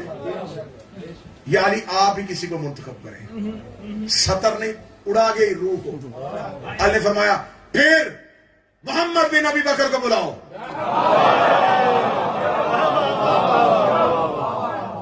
کون کہتا ہے کہ ہم صحابہ کی عزت نہیں کرتے؟ میری نسل قربان اس شخصیت پہ. محمد بن ابی بکر کو بلاؤ, اسے بھیجتے. اس سے پہلے نبی کی زوجہ جو تھی وہ اس مدینے کے حالات کو دیکھتے ہوئے محاصرے سے پہلے مدینہ چھوڑ کے بصرے جا چکی تھی. بصرہ جا چکی تھی اور جاتے ہوئے جو سٹیٹمنٹ دے کے گئی تھی وہ سنی کتابوں میں لکھی ہوئی ہے. وہ جاتے ہوئے قتل کا فتویٰ دے کے گئی تھی, اسے قتل کرو. اور یہ اہل سنت کتابوں میں لکھا ہوا ہے, اسے سنن نسائی نے لکھا ہے, اسے ابن ماجہ نے لکھا ہے, اسے طبقات ابن سعد نے لکھا ہے, اسے ابن خلدون نے لکھا ہے, اسے مولانا مودودی نے لکھا ہے. وہ کہہ کے گئی تھی, وہ خود بصرہ تھی. امیر المومنین نے فرمایا محمد بن ابی بکر کو بھیجو. اس نے کہا ٹھیک ہے محمد بن ابی بکر کو. اس نے جلدی سے کہا کہ میں محمد بن ابی بکر کو ایک خط لکھا کہ عبداللہ ابن سرح جو ہی تمہارے پاس محمد بن ابی بکر پہنچے فوراً اپنے عہدے سے معزول ہو کے مصر کی حکومت اور بیت المال کے خزانے کے تمام حساب و کتاب محمد بن ابی بکر کے حوالے کر کے فوراً مدینے آ گئے. یہ خط محمد بن ابی بکر پہ. محمد بن ابی بکر نے تیز رفتار گھوڑا لیا, مدینہ سے نکلے, اور جاتے ہوئے جو باہر محاصرے پہ تھے انہوں نے کہا دیکھو میں جا رہا ہوں, یہ امیر المومنین نے پہلا عہدہ معزول کروا دیا ہے, یہ ہم نے سرکاری حکم نامہ لے لیا ہے, مصر کا چارج سنبھالوں گا. جب تک انہوں نے کہا جب تک تو مصر کا چارج سنبھالے گا ہم مدینے کے باہر بیٹھے ہیں. جو ہی تیرے پاس مصر کا چارج آ جائے گا ہم سمجھ لیں گے کہ عہدے معزول ہونے شروع ہو گئے, پھر ہم بھی اپنے اپنے گھروں کو چلے جائیں گے. ادھر سے محمد بن ابی بکر نکلے. محمد بن ابی بکر ابھی مدینہ سے نکلے تھے. یہ امیر المومنین نے جاتے ہوئے محمد رات کو سفر نہ کرنا. اس دور میں رات کا سفر اتنا خطرناک تو ہوتا نہیں تھا, اور ہو بھی کوئی علی کا نوکر, علی کا سپاہی ہو, تلوار چلانی اسے آتی ہو, ڈرنا وہ جانتا ہو, اسے کیا خطرہ تھا. محمد بن ابی بکر نے اسے کہتے ہیں حجت کا احترام. اس نے یہ نہیں کہا کہ مولا, کیونکہ عربوں میں رات کا سفر آسان ہوتا تھا, راتیں ٹھنڈی ہوتی تھی, دن میں گرمی کی لو ہوتی تھی, رات کو سفر آسانی سے ہو جاتا تھا. اس نے نہیں پوچھا ایک دفعہ بھی کہ مولا ویسے رات کو سفر زیادہ بہتر ہے, اور نکل بھی وہ شام کے ٹائم رہے تھے. فرمایا ابھی جا اور رات کو سفر نہ کر. محمد بن ابی بکر نے کیوں نہیں, کیا, کیسے, کچھ حجت نے کہہ دیا. ابھی مدینے سے باہر نکلے ہی تھے, تھوڑے دور گئے, رات ہو گئی. محمد بن ابی بکر نے ساتھ جو غلام تھے انہوں نے کہا بھائی گھوڑے روکو, یہیں پہ خیمہ لگاؤ, علی کا حکم ہے, سفر نہیں کرنا. رات ڈھل گئی ہے, اب سفر نہیں ہوگا. جو امام کے کہنے پہ سفر نہیں کرتے تھے, خیمے لگاؤ, رک گئے. محمد بن ابی بکر نے وضو کیا, اپنے خیمے میں مصلی عبادت بچھایا. علی کا نوکر تھا, علی کا سپاہی تھا, مناجات الہیہ میں مصروف ہوا. محمد بن ابی بکر اپنے خیمے میں نماز پڑھ رہے تھے, تسبیح سیدہ میں مصروف تھے. یا محمد بن ابی بکر کے کانوں میں تیز رفتار گھوڑے کے ٹاپوں کی آواز ہے. محمد بن ابی بکر نے آنکھوں کو کھولا, اپنے خیمے کا پردہ اٹھایا. رات کا ٹائم تھا, نظر کچھ نہیں آ رہا تھا, لیکن یہ پتا چل رہا تھا کہ آواز ادھر سے آ رہی ہے اور ادھر سے آ رہی ہے جدھر مدینے کی آبادی تھی. محمد بن ابی بکر نے اپنے ایک سپاہی سے کہا اٹھ, دوسرے کا تو بھی اٹھ, ذرا دیکھو یہ بندہ کون ہے. کیونکہ یہ آواز گھوڑے کی بتا رہی ہے کہ گھوڑا ایک ہے, کوئی بندہ اکیلا جا رہا ہے. اگر یہ اکیلا نکلا ہے تو جب ہم مدینہ سے نکلے اس وقت تو کوئی بھی مدینے سے نکلنے والا نہیں تھا. اس دور میں سفر کیسے ہوتے تھے, جس نے اکیلے جانا ہوتا تھا نا وہ آبادی کے باہر آ کے کھڑا ہو جاتا تھا کہ اگر کوئی زیادہ قافلے والے لوگ گزرے نا تو میں بھی ان سے پوچھوں کہ یمن جا رہے ہو, مصر جا رہے ہو, مجھے بھی رستے میں لیتے جانا, میں بھی ساتھ. وہ ساتھ جب ہم ابھی نکلے تو کوئی بھی بندہ باہر نہیں کھڑا تھا. اس کا مطلب ہے جو بھی تیار ہوا ہے ہمارے جانے کے بعد ہوا. اب محمد بن ابی بکر نے کہا بندہ مشکوک ہے, اس کو لے کے آؤ. یہ کون ہے جو مدینہ سے ہمارے جانے کے بعد نکلا ہے؟ اور اگر یہ نکلا بھی تھا تو اس کو یہ مشعلیں جو روشن کی ہوئی ہیں ہم نے, یہ بتا رہی ہیں کہ ادھر کوئی قافلہ بیٹھا ہے. یہ جو اکیلا رات کو سفر کر رہا ہے یہ ہماری طرف کیوں نہیں آیا؟ اسے ذرا گرفتار کر کے لاؤ. اسے پکڑا, پکڑ کے لے کے آئے. محمد نے کہاں جا رہا ہے؟ اس نے کہا جی میں کسی عزیز سے ملنے کے لیے نکلا تھا. کیوں رات کے وقت نکلا تھا؟ بس یہ اچانک نکلنا پڑا. اس کے لفظوں میں, لہجے میں, گفتگو میں پتہ چل رہا تھا کہ کچھ ہے. محمد نے پکڑنے کا اس کی تلاشی لو. اس کی جسمانی تلاشی دی گئی. محمد بن بکر کچھ بھی نہیں ہے. فرمایا اس کے گھوڑے پہ اور کیا سامان ہے؟ جی یہ خشک مسکیدہ ہے, خالی ہے. محمد بن بکر اتارو اسے. محمد بن بکر کے سامنے کیا, محمد بن بکر نے تلوار نکالی, چیرا اسے, چیرا, اندر سے ایک شیشے کی بوتل نکلی. جو سیل تھی، محمد نے تلوار کے قبضے کے ساتھ اسے توڑا، اندر سے خط نکلا، محمد نے خط کو کھولا، خط میں لکھا ہوا تھا کہ تیری طرف میں محمد بن ابی بکر کو اپنا خط دے کے بھیج رہا ہوں، اس کے آنے سے پہلے ایک لشکر ترتیب دے جو محمد بن ابی بکر کو رستے میں قتل کر دے، اور خبردار میرے اگلے حکم نامے تک گورنری نہ چھوڑنا۔ محمد بن ابی بکر نے خط کو بند کیا، سپاہیوں سے کہا خیمے اٹھاؤ، سفر پورا ہو گیا۔ اتنا لجپال ہے علی، زیادہ دور بھی نہیں جانے دیا۔ وہیں سے محمد بن ابی بکر نے ساتھ اپنے سپاہی ساتھ دیا، سیدھے رات کو مولا امیر المومنین کے گھر کی طرف سانس پھولا، محمد بن ابی بکر غصے میں جلال میں جو ہی علی کے دروازے پہ گیا، علی کی بات ہے محمد آ گئے،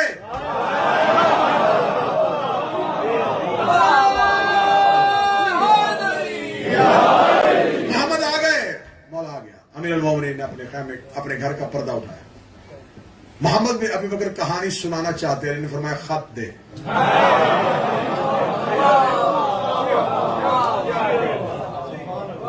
بندہ کہاں ہے؟ مولا یہ رسیوں کے ساتھ بندھا ہوا، اس کی سواری کہاں ہے؟ یہ چل میرے ساتھ۔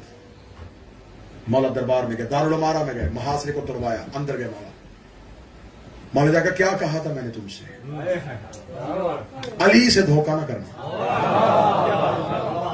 جان بچائی، 2 دفعہ محاصرہ تڑوایا، لوگوں کو اس بات پہ آمادہ کیا کہ محاصرہ ختم کرے۔ یہ کیوں کیا؟ یہ علی کیا کیا؟ فرمایا یہ قاسم کس نے بھیجا تھا؟ انہوں نے عزت قرآن کی قسم دی کہ میں نے نہیں بھیجا۔ سنیے گا، مولا نے فرمایا خط دو، خط دیکھا، مولا نے فرمایا یہ جو خط کا اور جو سرکاری ڈاکومنٹس ہوتے تھے نا، آج بھی یہ طریقہ رائج ہے کہ جو سرکاری پیپر ہوتا ہے نا، اس کی پرنٹنگ، اس کی سٹیمپنگ مختلف ہوتی ہے تاکہ کوئی اس کی کاپی نہ کر سکے۔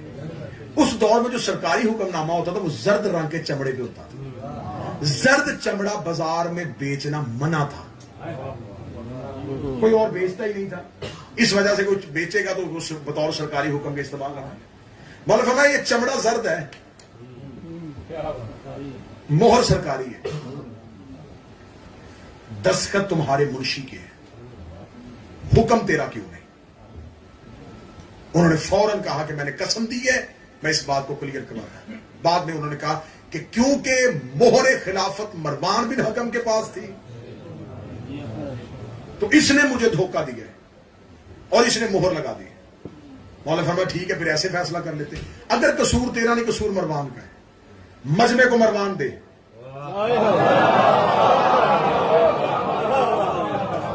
یہ جو لوگ باہر کھڑے ہیں نا، اگر یہ گناہ گار ہے تو یہ دے، میں جہاں دے کے جاتا ہوں کہ اس نے دھوکہ کیا بھائی، اب وہ اسے اس لیے نہیں دے سکتے، وہ داماد بھتیجا بھی تھا، چچا کے بیٹے کا بیٹا تھا، داماد بھی تھا، نہیں یا علی ہم مروان کو حوالے نہیں کریں گے۔ علی نے فرمایا پھر علی کا تیرا ساتھ یہاں تک تھا۔ یہ کہہ کے امیر المومنین نکلتے ہیں، اگلی رات حملہ ہوتا ہے اور انہیں ان کے گھر میں قتل کر دیا جاتا ہے۔ اس قتل کے بعد اسلامی تحریک میں کون سی تبدیلیاں آئیں، وہاں سے کل گفتگو کو لے کے آگے بڑھیں گے کہ پھر جمل اور صفین کے محرکات کیا تھے، پھر ہم آہستہ آہستہ سفر کریں گے اسلام نے، ملوکیت نے اسلام کو کتنا زخمی کیا۔ موضوع پسند ہے آپ تاکہ یہ باتیں میری قوم کے بچوں کے حافظوں میں ہمیشہ کے لیے محفوظ ہو جائیں۔ وقت کیونکہ بہت مختصر ہوتا ہے، 10 سے 15 منٹ میں مسائل بھی پڑھنا چاہتا ہوں اور 40 سے 45 منٹ کا دورانیہ بڑا کم دورانیہ ہوتا ہے کہ اس میں کسی مضمون کو نبھایا جا سکے، لیکن کوشش پوری ہے میری کہ میں 10 محرم تک اس موضوع کو آپ کے سامنے نبھا سکوں۔ آج ہے حسن کے یتیم کا جنازہ،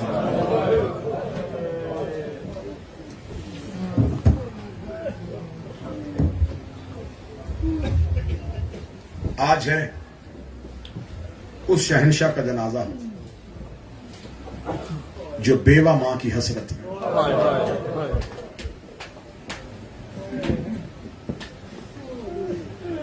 ہر ماں اپنی اولاد شوق سے پالتی ہے، لیکن جیسے بیوہ ماں پالتی ہے، بیوہ ماں کی بڑی حسرت ہوتی ہے، کب میرا بچہ جوان ہوگا، میں اس کے سر پہ سہرے سجاؤں گی۔ میں اپنی قوم کے ماتمیوں سے منت کروں گا، کوئی بھی تم سے کہے نا کہ مہندی کہاں لکھی ہے، کہاں لکھا ہے جی، کہاں کتابوں میں مہندی نکالنا لکھا ہے، اسے کہنا کہ تو کہیں بھی نہیں لکھا نا، تو قاسم کی ماں کے دل پہ لکھا۔ حسرت تھی قاسم کی ماں کی کہ میں بیٹے کے سر پہ سہرے سجاؤں، حسرت تھی قاسم کی ماں کی۔ آج میں اپنی بہنوں بیٹیوں سے گزارش کروں گا، شبیر کا ذاکر ہوں، تمہارا بھائی ہوں، تمہیں حسین کا واسطہ، آج قاسم کی مہندی ضرور اٹھانا۔ تمہارے پاس ایک قاسم کی مہندی گزرے، تھوڑی دیر کے لیے قاسم کی مہندی اپنے ہاتھوں پہ رکھنا، کیونکہ یہ اس یتیم کی مہندی ہے جس کی بہن کوئی نہیں آئی تھی۔ بہنوں کی بڑی حسرت ہوئی ہے کہ ہم بھائیوں کی شادیاں دیکھیں، ہم بھائیوں کے سہرے دیکھیں۔ سادات و غیر سادات مجھے معاف کر دینا، شب عاشور تھی، ہر ماں اپنے اپنے خیمے میں اپنا بیٹا تیار کر رہی تھی، کوئی اکبر کو سامنے لے کے بیٹھی تھی، کوئی اصغر کو گود میں لے کے بیٹھی تھی، ہر ماں اپنی اپنی قربانی تیار کر رہی تھی۔ قاسم ماں کے خیمے میں نہیں، ماں کے دروازے پہ سر رکھ کے رو رہا تھا۔ جس کو یتیموں کی حسرت کا پتہ ہوتا ہے نا، ماں کے دروازے پہ سر رکھ کے کہہ رہا تھا، کاش آج میرا بابا حسن ہوتا، کاش میں یتیم نہ ہوتا، میرے اللہ کسی کا بیٹا یتیم نہ ہو، آج میرا بابا ہوتا، مجھے موت کی اجازت لے کے دیتا۔ تو ہائے نہیں کہہ سکا، تو ماتم کی تیاری کر۔ ادھر قاسم یہ جملے کہہ رہے تھے، یا خیام کا پہرا دیتے ہوئے ابو الفضل عباس کی آواز آئی، اکبر صبح سب سے پہلے میدان میں جاؤں گا۔ اکبر کی آواز آئی، نہ چاچا غازی، صبح سب سے پہلے تو نہ جانا، تیرے جانے سے میرے بابے کی کمر ٹوٹ جائے گی، سب سے پہلے مجھے جانے دینا۔ عباس نے اکبر کے منہ پہ ہاتھ رکھا، آواز آئی، اکبر تو موت کا نام نہ لے، تیرے جانے سے حسین کی آنکھوں کا نور چلا جائے گا۔ غازی کہتا تھا نور جائے گا، اکبر کہتا تھا تیرے جانے سے میرے بابے کی کمر ٹوٹے گی۔ قاسم نے اپنے چھوٹے چھوٹے ہاتھ آنکھوں پہ رکھے، اپنے آنسو صاف کر کے غازی کے گھوڑے کے آگے آیا، ہاتھ باندھ کے کہتا نہ تو جانا، نہ تو جانا، صبح سب سے پہلے مجھے جانے دینا، میرے جانے سے نہ کسی کی کمر ٹوٹے گی، نہ کسی کی آنکھوں کا نور جائے گا، اور میں تو یتیم ہوں۔ اتنا کہنا تھا، حسین دوڑ کے آئے، قاسم کو سینے سے لگا کے کہا، اور تو مجھے اکبر سے زیادہ پیار ہے۔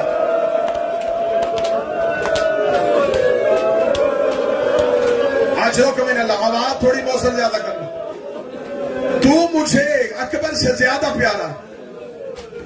بڑی دردناک شہادت ہے، بڑی دردناک شہادت ہے۔ کل مجھے ماتمیوں نے کہا کہ آپ زیادہ مصائب پڑھ رہے ہیں، کم مصائب پڑھے کسی کا دل پھٹ جائے گا۔ آج میں کوشش کروں گا، لیکن چند روایتیں جو میں چھپاؤں گا نہیں، ایسے نہ ہو کہ قاسم کی ماں سمجھے کہ یتیم سمجھ کے شہادت نہیں سنائی۔ کوئی رویا اس لیے نہیں کہ میرا بیٹا یتیم تھا۔ کوشش میں کروں گا، کوشش کروں گا، جتنا چھپا سکو اتنا چھپانا، ہاتھ نہ جوڑنا۔ حضرت قاسم کی موت، ہر ماں شہید کی اجازت لینے کے لیے چل کے حسین کے پاس گئی، بار بار قاسم ماں کے خیمے میں، اماں مولا مرنے نہیں دے رہے۔ فرمایا قاسم تجھے اجازت مانگنے کا طریقہ ہی نہیں آتا۔ قاسم رو کے کہتا، اماں بار بار گیا ہوں، مولا حسین کے سامنے کھڑا بھی ہوا ہوں، لیکن جب وہ فرشت لکھتے ہیں تو مجھے میرا نام نظر نہیں آ رہا۔ ماں کہتی ہے قاسم دودھ نہیں بخشوں گی اگر سن لیا کہ تو کل لڑا نہیں۔ قاسم کہتے اچھا اماں صبح ہونے دے۔ صبح سب قربانیوں کی اجازت لے رہے تھے، ماں کی رات والی نصیحت یاد تھی، قاسم تجھے اجازت مانگنی نہیں آتی۔ 13 سال کا شہزادہ تھا، بابا اس کا بڑا امیر تھا، باپ کے جانے کے بعد حسین نے شہزادوں کی طرح پالا تھا قاسم۔ قاسم کو ایک دن بھی 13 سال میں یتیمی کا احساس نہیں ہوا۔ حسین نے کبھی بھی لباس قاسم کا دوسری بار نہیں پہننے دیا تھا۔ حسین مدینے میں کہتے تھے قاسم کی ماں اس کا لباس ہر دفعہ نیا پہنایا کر، ایسے نہ ہو کوئی مدینے میں سے دیکھے گا یتیم جو ہے کپڑے پرانے پہن رہا ہے۔ قاسم لباس نیا پہنتے تھے، سر پہ امامہ نیا رکھتے تھے، اتنا شہزادوں کی طرح پالا تھا حسین نے قاسم کو اجازت مانگنے کا طریقہ نہیں آتا تھا. اگلا جملہ میں پڑھوں گا, اللہ جانے تو سمجھے گا کیسے. قاسم اجازت لینے کے لیے کیسے آیا, حسین کے سامنے کھڑا تھا, یہ ماں کی نصیحت یاد آئی. قاسم تجھے اجازت مانگنے کا طریقہ نہیں آتا.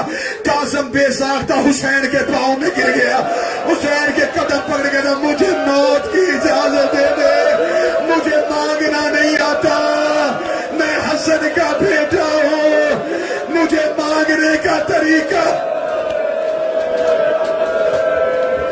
حوصلے کے ساتھ, حوصلے کے ساتھ.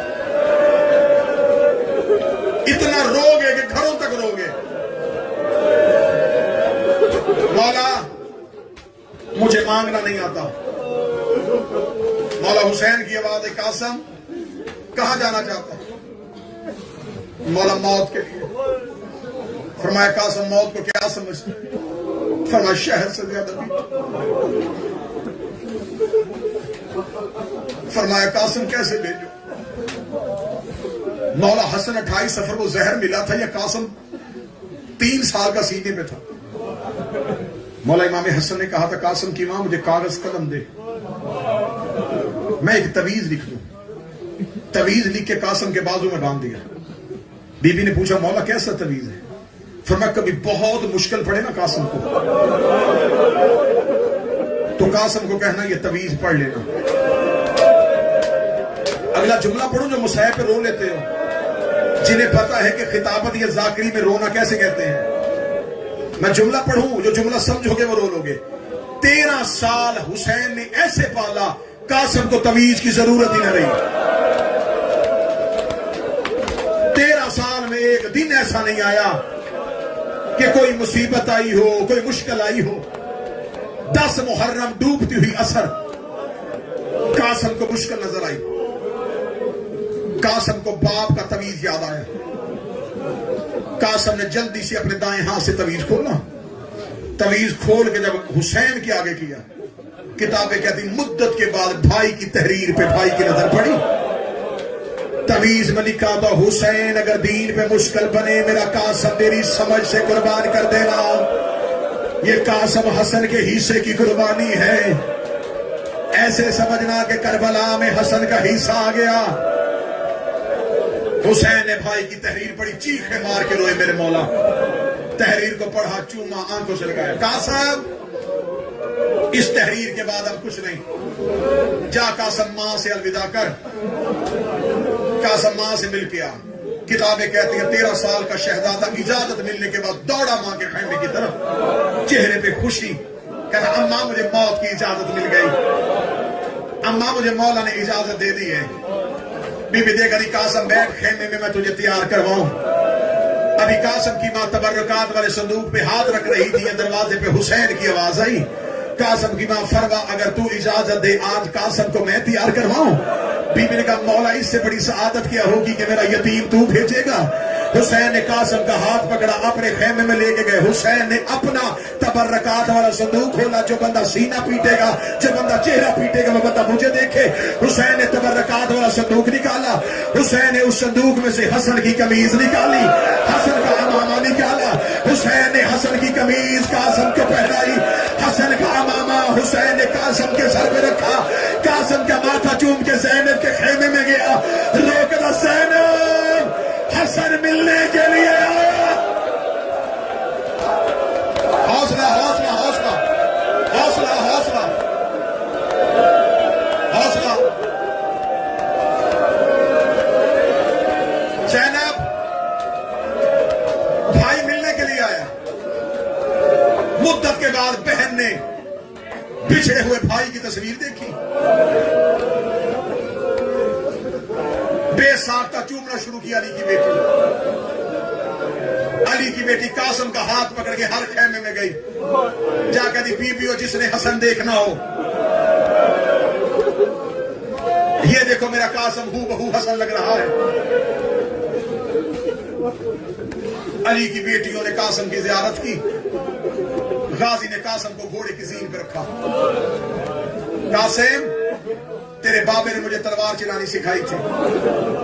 قاسم تو میرا شاگرد ہے تو میرے مولا کا بیٹا. कासिम फौजी अशकिया में जाना, नजर टीले पे मेरे चेहरे पे हो, जैसे मैं तुझे कहूं वैसे हमला करना। कासिम भरपूर हमला करना। कासिम ने कहा मौला गाजी तू जाने दे, चचा अब्बास तू मेरी जंग देखना। मां ने देखा कासिम तैयार हो गया, रोक दे सैयद आदि हो, एक बार अकेले में कासिम से कोई बात करना चाहती हो। सारी बीबियां फरवा के खेमे से चली गईं। बीवी ने जो कासिम से बात की है, मैं वो बात सारी नहीं खोलूंगा, इशारा कर दूंगा उस पर रो लेना, क्योंकि मुझे पूरी शहादत पढ़नी है। मैं किसी जगह पे ऐसा मुसाहिब नहीं पढ़ना चाहता कि उसके बाद मैं ना पढ़ूं, मुझे शहादत पूरी पढ़नी है, इसलिए मैं जुमला छुपा के पढ़ने लगा हूं। कासिम की मां कासिम को खेमे में लेके आई, सारी बीबियां खेमे से चली गईं। बीबी कासिम का चेहरा देख रही, कासिम तेरे बापे पे इन्होंने इल्जाम लगाया था कि हसन को लड़ना नहीं आता। कासिम कैसे लड़ेगा? कासिम रो के कहता अम्मा एक बार मैदान में जाने दे, अम्मा तेरा कासिम ऐसे लड़ेगा, हर लाश खेमे में आई है, तेरे कासिम की लाश उठाएगी नहीं। हौसला हौसला। 2 या 3 मिनट में मुसाहिब खत्म करने लगा हूं। कासिम की मां ने कासिम को घोड़े पे बैठता हुआ देखा, सैयदादियों ने अलविदा किया। हुसैन टीले के नीचे, अब्बास टीले के ऊपर, फिजा दरवाजे पे, ज़ैनब मुसल्ले पे, फरवा ज़ैनब के कदमों पे, फरवा की नजरें ज़ैनब के चेहरे पे, ज़ैनब की फिजा के चेहरे पे, फिजा की हुसैन के चेहरे पे, हुसैन की गाजी के चेहरे पे। गाजी की नजरें जाते हुए कासिम को देख रही थी। अब्बास कह रहे थे मौला मेरा कासिम फौजों में चला गया है, मौला मेरे कासिम ने बड़ा जोरदार हमला किया है, मौला मेरे कासिम ने 200 मार दिया है, मौला मेरे कासिम ने 300 मार दिया है। अब्बास बताता रहा, हुसैन कहता रहा मरहबा मेरे हसन की निशानी, मरहबा मेरे हसन का लख्ते जिगर, मरहबा मेरे मोहम्मद नाना की आंखों का नूर। अब्बास बताते बताते अब्बास की आवाज चुप हुई। हुसैन ने गाजी का चेहरा देखा, अब्बास के चेहरे पे मौत की सर्दी है। हुसैन की आवाज आई, अब्बास क्या हुआ? अब्बास देख के कहते हैं मौला कासिम नजर नहीं आ रहा, मौला मैं टीले पे देख रहा हूं, मुझे कासिम नजर नहीं आ रहा, मौला मुझे इजाजत दे मैं घोड़े पे बैठ के कासिम को ढूंढूं। हुसैन की आवाज आई, ना गाजी तूने नहीं जाना।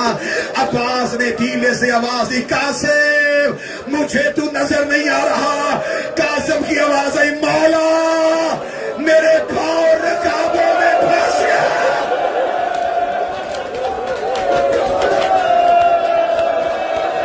हौसला हौसला हौसला। रुक रहा हूं, अगले जुमले बड़े दर्दनाक हैं।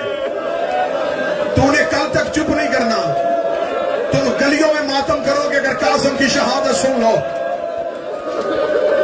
मौला मेरे पांव रकाबों में फंस गए। जिसको घोड़ सवारी नहीं आती, घोड़ों में बैठे हुए सवार तो देखे है ना, घोड़े पे जो सवार बैठा होता है ना, वो पांव रकाबों में फंसा के बैठता है, उसका जोर होता है रकाबों में। और अगर अल्लाह न करे कभी सवार घोड़े की जीन से गिरे और पांव रकाबों में उलझ जाए, ना वो जीन पे होता है ना जमीन पे। अली का जुमला सुन लिया, अब इसके आगे जुमला पढ़ूं, कर लोगे बर्दाश्त? ना जीन पे होता है ना जमीन पे होता है। कासिम ना जीन पे था ना जमीन पे था। 9 लाख ने कासिम के घोड़े को दौड़ाना शुरू कर दिया। कासिम का घोड़ा फौजों में दौड़ रहा था, जहां से गुजरता कोई तलवार मारता, कोई पत्थर मारता, कोई नेजा मारता। हौसला हौसला, हाथ पकड़ना, हाथ पकड़ना, हाथ पकड़ना, हाथ पकड़ना। जो करीब बैठे पकड़ते रहना, जो करीब बैठे हो मातमियों के हाथ पकड़ते रहना। एक जुमला और रह गया, 1 मिनट और रह गया। रजा मुझे मौला हुसैन की कसम मैंने डर से छोड़ी है, डर से छोड़ी है इब्राहिम। अब मुझे सिर्फ 2 जुमले पढ़ने देना, सारी शहादत मैंने छोड़ दी। कासिम घोड़े की जीन से गिरा, आसानी से पढ़ दूंगा, अगला जुमला आसानी से पढ़ दूंगा, है आसान नहीं, पढ़ने लगाओ। मशरक के घोड़े मगरब, मगरब के घोड़े मशरक। कासिम नजर नहीं आया, गाजी कासम मौला कहीं नहीं मिल रहा। हुसैन की आवाज आई, अब्बास अब्बास घोड़ा निकाल। इधर से हुसैन घोड़े में बैठे, इधर से गाजी को घोड़े में बिठाया। हुसैन ने कहा निकाल तलवार अब्बास। इधर से हुसैन ने अपनी तलवार खींची, फरमाया गाजी इधर से तू हमला कर, इधर से मैं हमला करता हूँ। हुसैन लड़ता भी जा रहा था, रो रो के कह रहा था तुमने मेरा यतीम मारा और तुमने मेरे हसन का बेटा मारा और तुमने मेरे हसन की तस्वीर मारी।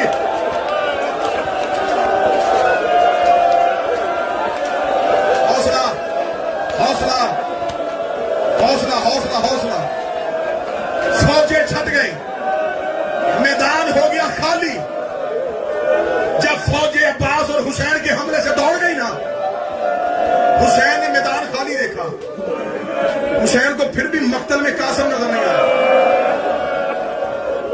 हुसैन टीले पे खड़े हो गए, अमामा सर से उतरा हुआ है। हुसैन ने बिला तशबीह यूं बाजू, कासम कासम कासम कासम, मेरा लाल कहां गिरा है, मेरा बच्चा मुझे नजर क्यों नहीं आ रहा। जब हुसैन ने देखा ना कहीं से आवाज नहीं आ रही, हुसैन ने ताकत और इख्तियार इमामत को इस्तेमाल किया। हुसैन ने कानों पर कासम इमाम समझ के बुला रहा, कोई टुकड़ा उधर से उठा, कोई टुकड़ा उधर से उठा, मौला तेरा कासम। हौसला हौसला, हाथ पकड़ना हाथ। आधा मिनट तुम्हें बीबी ज़ैनब का वास्ता, आधा मिनट सुन लेना। अगले साल फिर कासम सुनोगे। अगले साल आएगी 7 मुहर्रम को कासम की मेहंदी। पूरा साल कासम की मेहंदी नहीं उठनी, अलम उठता है, जुलझला निकलता है। कासम की मेहंदी साल में एक बार आती है। मैं चाहूंगा यहां से मातम करते हुए कासम की मेहंदी का इस्तेमाल करो। जब टुकड़े उठे ना, फौजों ने देखा हुसैन का तो कासम उठ रहा है। इनको पता चल गया था अब हुसैन लड़ेगा नहीं। इन्होंने दोबारा टुकड़ों पे लाशों को, घोड़ों को दोबारा दौड़ाया। मैंने अभी इससे पहले नॉर्थ सेंट्रल में रवायत पढ़ी है। मजलिस का माहौल बदला है, रंग बदला है। अब मैं रवायत माफी मांग के पढ़ूंगा। जो सैयद बैठे हो वो मुझे माफ कर देना। तो दिल का मरीज बैठा है, 1 मिनट के लिए कानों पे हाथ रख ले। किसी से बर्दाश्त नहीं होता वो बेशक उठ के चला जाए। मुझे कासम की मां के सामने शर्मिंदा ना करना, मुझे बीबी के सामने शर्मिंदा नहीं होना कि तूने अकबर की बर्छी पढ़ी, तूने असगर का तीर पढ़ा, तूने मेरे बेटे की गुरबत नहीं पढ़ी। 20 साल हो गए हैं मुझे हुसैन की जाकरी करते हुए। मैं जब भी मौला कासम की शहादत पढ़ता था, मैं यही पढ़ता था कि हुसैन ने अमामे की चादर बनाई और कासम की लाश के टुकड़े चुने। मैंने जैसे पढ़ा था, जैसे मिंबर से सुना था, मैं पढ़ता था। यहां आने से पहले मैं 3 महीने करबला रहा हूं। ये मैं मिंबर के गिलाफ पे हाथ रख के कह रहा हूं, गलत पढ़ूं मैं नबी की बेटी का मुजरम बनूं। इतनी बड़ी बद्दुआ तो नहीं मैं दे सकता तेरे आंसू की खातर। रोना तो तूने अपनी आकबत के लिए है ना, मेरे पे तो कोई एहसान नहीं ना। तुम्हारे रोने का सामान बनाने लगा हूं। वहां पे एक शख्सियत है बाबे सिदरा पे, वो बैठते हैं सैयद मोहम्मद तबातबाई। 80 साल उम्र है, सफेद उनकी रीश है, करबला में रहते हैं। 40 साल हो गए उन्हें मक्तल लिखते हुए। 76 किताबें मक्तल में, अब तक वो सिर्फ मक्तल पे लिखी हैं उन्होंने। मुझे उनसे मुलाकात का शर्फ मिला, मैं उनकी जियारत को गया। मैंने पहली मुलाकात में बताया, मैंने कहा जी मैं शबीर का जाकर हूं, मौला इमाम हुसैन का जिक्र करता हूं, मैं आपसे मक्तल सुनना चाहता हूं। उन्होंने पहले दिन मुझे वक्त दिया, उन्होंने कहा फलां दिन आना, उस दिन मेरे पास फुर्सत होगी, खाली ना आना, कागज कलम लेके आना, जो जो लिखना होगा मुझसे लिखवा लेना। मैं उनके दिए हुए वक्त पे पहुंचा, हम वहां बैठ गए। मैं था خطیب عالم محمد حامد رضا سلطانی میرے ساتھ تھے، ہم دونوں چلے گئے. انہوں نے کہا کیا لکھنا چاہتے ہو؟ میں نے کہا جی ہم حسین کے ذاکر ہیں، شہادتیں پڑھتے ہیں، شہادتوں کی اصل سند دکھائیں اور بتائیں. وہ ایک ایک شہادت دکھاتے رہے، ہم لکھتے رہے. جب انہوں نے لکھوائی نا جناب قاسم کی شہادت، ہوئے ہوئے ہوئے، اللہ جانے کتنے دن ہماری آنکھیں چپ نہیں ہوئی تھی، کتنے دن ہم تڑپے تھے. مجھے نہیں سمجھ آتی کہ اب مجلس کا ماحول کیا بنے گا. مجھے انہوں نے جب جناب قاسم کا حملہ لکھایا، جناب قاسم کا جنگ، کس کو پہلے مارا کس کو بعد میں مارا، کتنے افراد مارے تھے، سارا کچھ لکھا دیا نا.